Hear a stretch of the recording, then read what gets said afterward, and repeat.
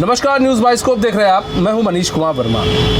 तो आपको बता दें कि 2025 यानी कि इसी साल बिहार के अंदर विधानसभा चुनाव होने हैं। ऐसे में सभी पार्टियां अपना दमखम लगाने में जुटी हुई हैं, सभी पार्टियां अपनी तैयारियां कर रही हैं। लेकिन इन सबके बीच में कुछ ऐसी भी पार्टियां हैं जो अब चुनाव लड़ेंगी इस बार। कुछ जो नई पार्टियां हैं जो बनाई गई हैं और वो भी जो है इस बार मैदान में उतरेंगी।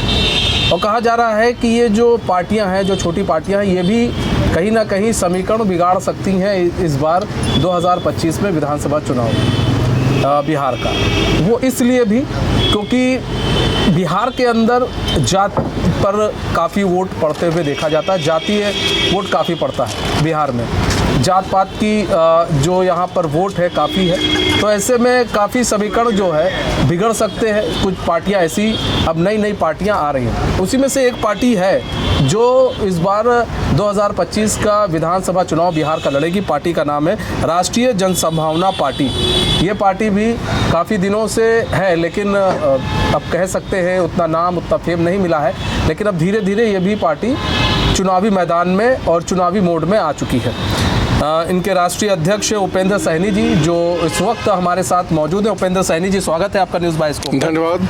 उपेंद्र सहनी जी, सबसे पहले तो हम आपसे ये जानना चाहेंगे उपेंद्र सहनी जी कि आपकी जो राष्ट्रीय जनसंभावना पार्टी है उस पार्टी का अस्तित्व क्या है बिहार के अंदर? क्योंकि बात करें आरजेडी देखते हैं हम लोग, जेडीयू है, कांग्रेस है, बीजेपी है, इसके अलावा उपेंद्र कुशवाहा की पार्टी है, हम पार्टी, तो इसके अलावा तो कोई पार्टी दिखती नहीं है। तो आप की जो पार्टी है उसका क्या जनाधार है, क्या है? देखिए, मेरा नाम उपेंद्र सहनी है और मैं राष्ट्रीय जनसंभावना पार्टी का राष्ट्रीय अध्यक्ष हूँ।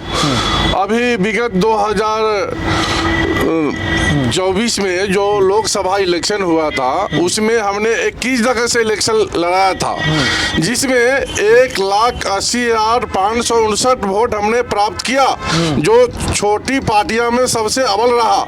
और बीजेपी, जदयू और आरजेडी का खेला हमने बिगाड़ा है, दूसरा कोई नहीं बिगाड़ा है।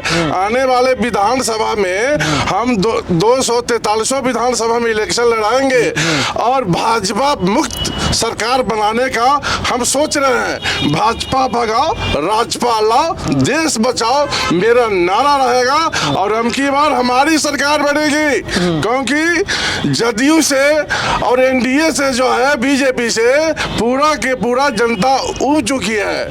इसलिए हम की बार जो बोलते हैं 225 सीट लाएंगे, दिन में ख्वाबी जो सपना देख रहे हैं वो चलने वाला नहीं है। हम की बार राजपा मैदान में आ रहा है और 243 पर कैंडिडेट अपना उतार रहा है। अच्छा, आप भी भगवा पहन के आए हैं, एकदम भगवाधारी है।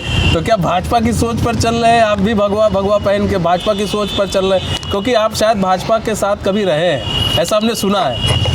देखिए, भाजपा में हमने पहले था, लेकिन छोटी जातियां जो है, जैसे मल्लाह हुआ, केवट हुआ, बिंद हुआ, बेलदार हुआ, उसे झंडा उठाने का काम करवाता है। झंडा उठाओ और टिकट का नाम जब आता है देने का नाम, तो पैसा लेकर बेच देता है। इसीलिए हम उनके नाद में पड़ा नहीं। और भगवान को मानते हैं, श्री राम को, हम तो निषाद है, उनका दोस्त है। तो और राम को लेकर आगे बढ़ सकते हैं तो हम भी तो लेकर आगे बढ़ सकते हैं। नैया तो हम ही ना पार किए थे। हम की बार बिहार का नैया हम ही पार करेंगे 2025 में और अपनी सरकार बनाएंगे। भाजपा भगाओ, राजपा लाओ, देश बचाओ। अच्छा, यहाँ पर तो सन ऑफ मल्लाह कहा जाता है मुकेश सहनी को, वीआईपी पार्टी के राष्ट्रीय अध्यक्ष। वो कहते हैं हम सन ऑफ मल्लाह है। तो कैसे, कितने मल्लाह बनेंगे? आप भी सन ऑफ मल्लाह कह रहे हैं अपने आप को, वो भी कह रहे हैं। देखिए, हम आपको बताना चाहते हैं, वो मल्लाह का वोट ठगता है। अभी 3 सीट उसको मिला था, ना अपने लड़ा ना किसी मल्लाह को टिकट दिया। लेकिन हम आपको बताना चाहते हैं, हमने 8 लोकसभा में मलाहों को टिकट दिया था, उनको हेल्प भी किया था और अच्छे तरह से उसको वोट भी मिला।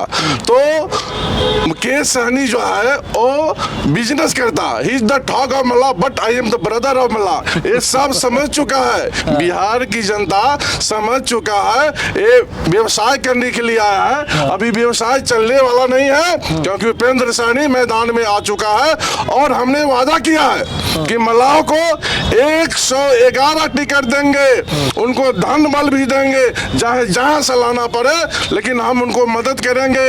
विधायक और विधायक हम बनाने का काम करेंगे। तो उनके नाम पे कौन जाने वाला।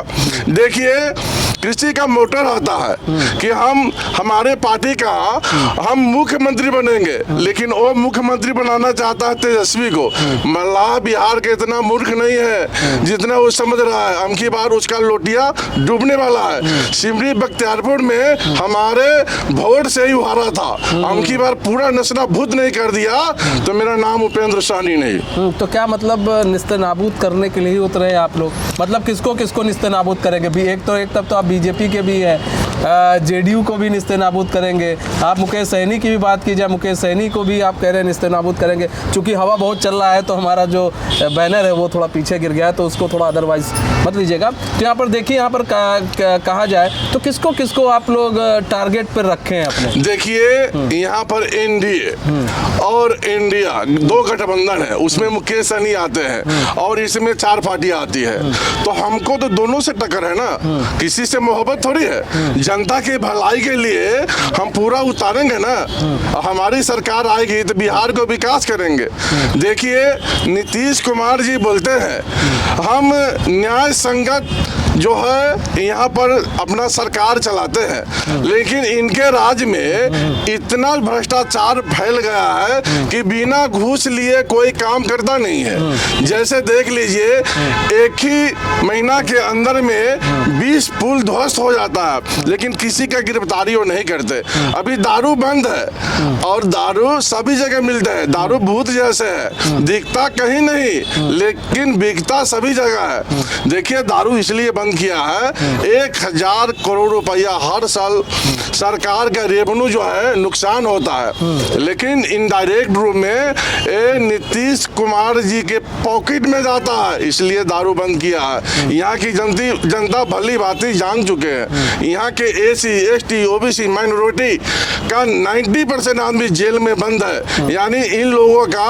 बहुत बड़ा दुश्मन है, लेकिन उनको अभी अबकी बार वोट देने वाला नहीं। जन स्वराज भी आ रही है, अब आप भी आ रहे हैं, जन स्वराज भी अभी नई पार्टी आ रही है, तो जनता वो भी यही बात कह रहे हैं जो आप कह रहे हैं। और जनता किसको किसको देखेगी? देखिए ओ डी जो है बीजेपी का है, लेकिन हम जो है पूरा अपने ऊपर है, पैसा फाइनेंस करता है बीजेपी, समझे कि नहीं, इसलिए उसके लिए काम करता है। राजद को वोट काटता है, उसके पास कहाँ है वोट? तो है ही नहीं, वोट हमारे पास है।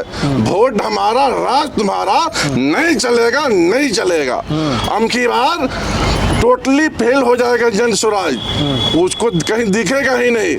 5 करोड़ पैसा खर्च करके अब वोट लाता है 5000। हम बिना पैसा खर्च किए हुए 4था नंबर लाते हैं, 3रा नंबर लाते हैं, उसे लाख दर्जे हमारी पार्टी अच्छी है और जनता के बीच में पकड़ बना रही है।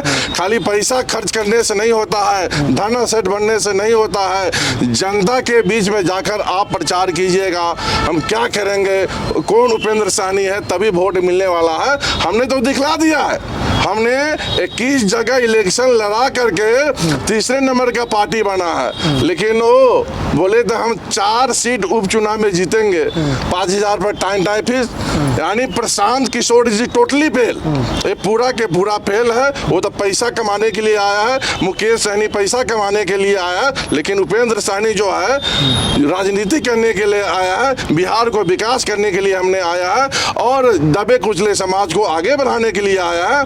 बड़ी बड़ी जो पार्टियां हैं सिर्फ झंडा ढोवाने का काम करता है। एससी एसटी ओबीसी माइनॉरिटी को राजनीति इच्छा शक्ति रखते हुए भी वो इलेक्शन नहीं लड़ पाता है। जो अत्यंत गरीब है वैसे आदमी को चुन चुन कर हम टिकट देंगे और उसको हम इलेक्शन लड़ाएंगे, विधायक बनाएंगे, उसके बाद उनको हम मंत्री बनाने का काम करेंगे, तभी ना हमको वोट देगी सर यहाँ की जनता। मतलब पहले से ही पूरा सपना देख लिया गया है। एकदम सारी तैयारी कर ली गई है।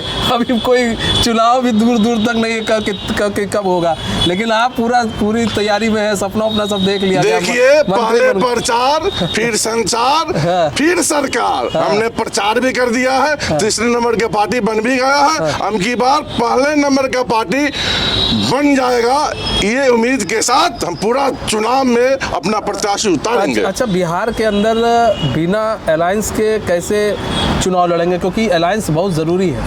अगर कोई पार्टी आपसे कहती है, अगर बीजेपी आपको बुलाती है या एनडीए कह ले, एनडीए बुलाती है, और अगर इंडी अलायंस भी आपको बुलाती, दोनों बुलाती है कि आप हमारे साथ आइए, तो आप किधर जाना? हम किसी के साथ जाने वाला नहीं।